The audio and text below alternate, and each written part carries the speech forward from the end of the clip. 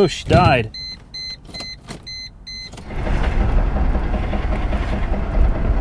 Oh my. What's going on, ladies and gentlemen? Welcome back to Auto Auction Rebuilds, and today I am unveiling the newest car to the collection that just came off the trailer a couple hours ago. What do you think? Win or fail? I'll give you a hint. There's already been one on the channel. It is a drop top. It's from Mercedes, Texas, and it's technically a Mercedes. I bought another Crossfire. Crossfire. Both black. This one's got a lot less miles. This one over here has got this is a coupe, the hard top. This one has 162,000. This one is the Roadster with 93,000 miles on clock, so very low miles. Why is there a Coke bottle sitting over here? Okay, so I love the Crossfire convertible. I mean, I absolutely love it, but I'm not gonna lie, she's a little bit rougher than what I was hoping for. We've got somewhere around $3,000. I think I won it for like $2,100. Shipping was $550, no, $650. It is what it is. We're missing a couple, we're missing an FI on the back. That should be fairly easily replaceable. Easily? Okay. The convertible top, the back window has obviously fallen down at some point. That is pretty common. That's actually easily fixable. That's very remediable. Over here, it looks like we've got a seam that's separated on the top as well. Now, this looks like it was nothing but glue holding it on, I guess. So I'm sure I can get a convertible specialist to be able to reseal the back window. Now, I don't even know if this thing's gonna start or not. There's a few issues. Like I said in my other one, the black on black is really difficult to find because most of them were black with like gray, okay? And that's what made the door card for that car so difficult to find. And if you're wondering why the car is sitting here beeping like it's going out of its mind, it's because the key is stuck in the ignition. It takes a minute to start. It is out of gas, and it's probably been sitting for a while. But as you heard, it did fire right up. Let's turn the headlights on. And let's get out and take a look. I'll roll this window down. I don't want to accidentally. In fact, you know what we'll do? Uh-oh. Looks like the battery's... No, the battery's okay? I don't know. Oh, she's running rough. No, now she's okay. Oh, this is going to be fun. So, being a convertible, you grab this latch, you twist it, the windows go down, which they're supposed to. You push this up like this, and then I think you're supposed to be able to push this button right here. And now it's got a flashing light. Okay.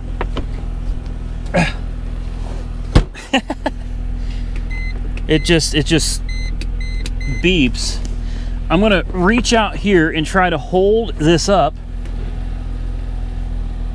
It doesn't do anything. So the convertible top is not functioning. That is a real Debbie Downer. Why did the spoiler go up? I didn't activate the spoiler.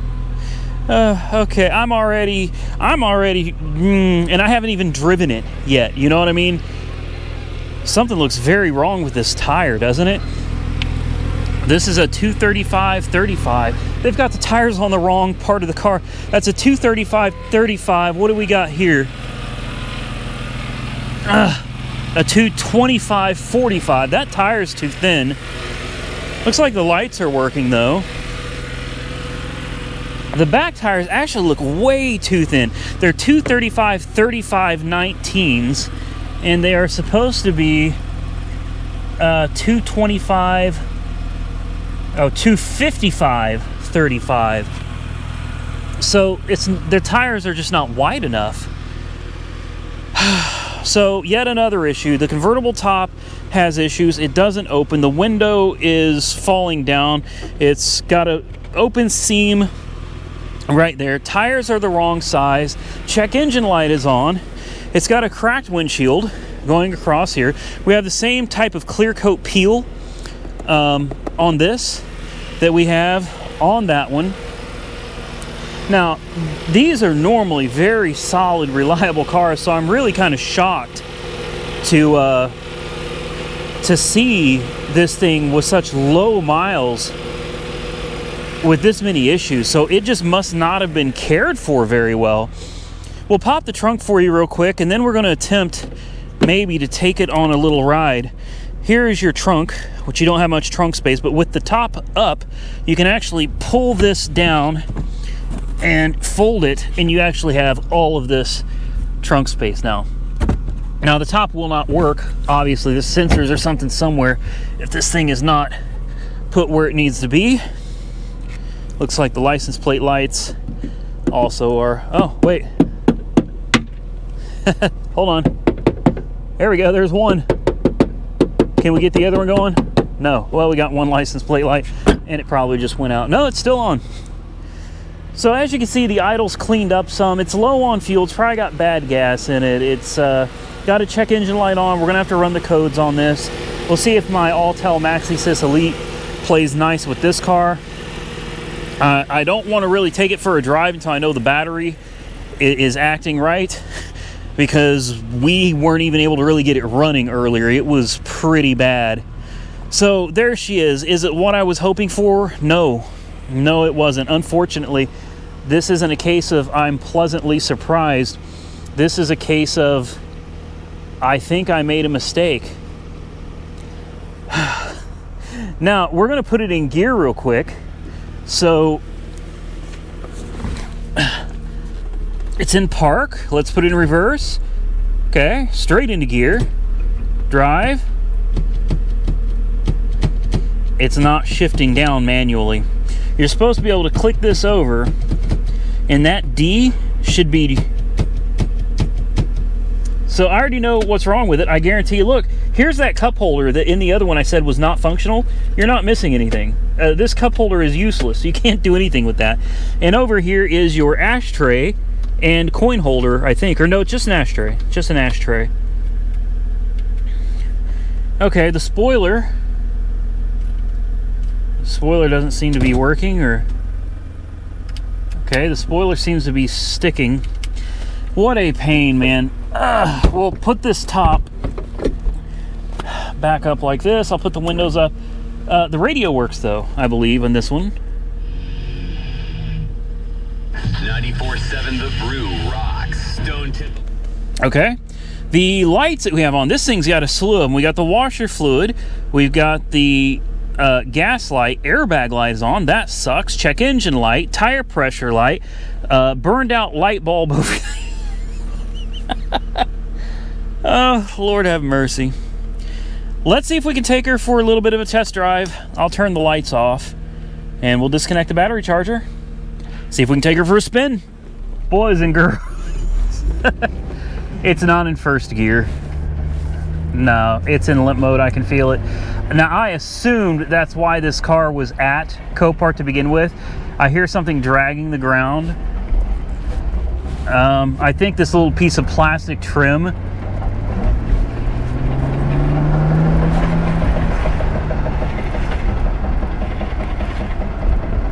Oh my. This is horrible, guys.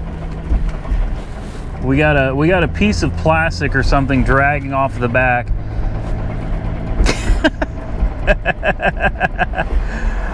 Oh my goodness.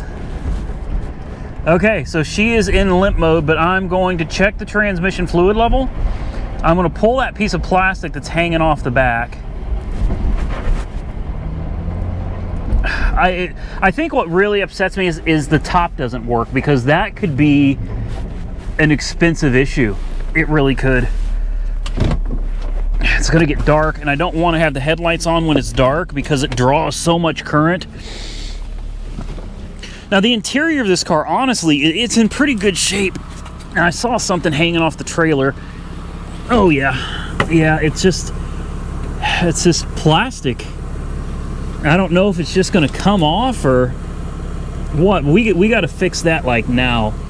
All right, so it seems that we've got a code for the transmission. I had to go back into the Mercedes diagnostic tool the Chrysler just won't work. The Chrysler program for the Maxi says just won't work. But I've got a P2200, which appears to be a oxygen sensor, and I don't believe the car would go into limp mode over an oxygen sensor. So it's weird that I don't have any transmission codes at all. That's bizarre. P0266 electronic fault is stored in EGS, the electronic transmission control model, P0715. So there we have it. There's our issue. P0715 is the speed sensor. Now we're going to clear those codes. It says it's been cleared successfully. All right. Now we got to turn it off, wait 10 seconds, and turn it back on. Okay, we have no fault codes detected, which is great. We can get out of this, move this to the side, and take the car for a quick drive. The check engine light is now off. Let's take it around the block. Should we turn the headlights on? Yeah, let's turn the headlights on. Let's take it around and see how she does. Oh, she shifted harsh. Again, I did fix that piece that was hanging off the back. It's just a plastic cover that snaps. She shifts hard. I also checked the transmission fluid. I don't know. Oh, she died.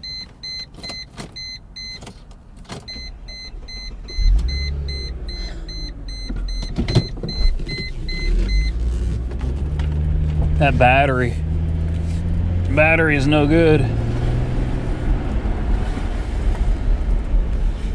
Yeah, she's in bad shape. Okay, so we know for sure we got a P0715.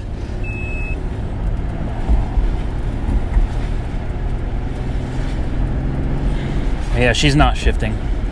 So it's going to be another conductor plate. I checked the transmission fluid, and the transmission was pretty seriously low. It's not even registering on the dipstick. That's why I'm only taking her around the block.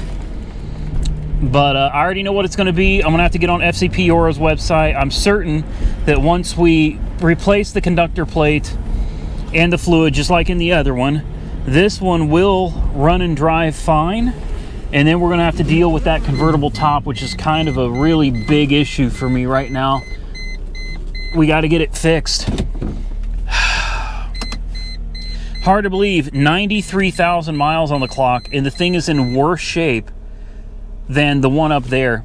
We also got that bad oxygen sensor too, so this thing is it's going to be some work. We're going to have to put some work into this one to get her going. Oh, did I tell you the key doesn't come out? Yeah, the key is stuck in the ignition, which means I'm going to have to get a locksmith to come out here and figure out how to get the key out of the ignition. Isn't it great? So I wish I had more good news about the latest Chrysler Crossfire that we revealed on the channel today. Unfortunately, man, you can't win them all. You know what I mean? And taking on a convertible means extra parts, more things that are likely to break. I'm hoping we get lucky. When I push the convertible button, I do hear a click. Sounds like something tries to do something, and then it doesn't. It could be the motors, it could be low on hydraulic fluid. I don't know, and I'm not really sure where to go from here to diagnose it. So if you know anything about convertibles, specifically anything about the Chrysler Crossfire convertible top, hey, please hit me up, autoauctionrebuilds@gmail.com.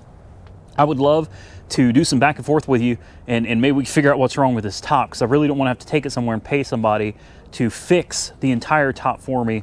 I'm not looking forward to that. I do believe, though, that this is going to be a solid car when we're done with it. Clean it up. The body looks good. The interior looks good. We're going to have to put a couple tires on it. Hell, maybe 4 tires on it. I don't know. Fix the convertible top. Fix the button to make the convertible top work. Fix the conductor plate. Replace the fluid. Filter pan gasket. Connector sleeve. Yeah, it's not sound like such a good deal. But seriously, this car with the miles on it, if we can get it cleaned up and get everything fixed right on it, this car should be about $6 grand. I know it seems crazy when this car right here is, we're looking at about $3,500 total sales price. This one right here is a newer model.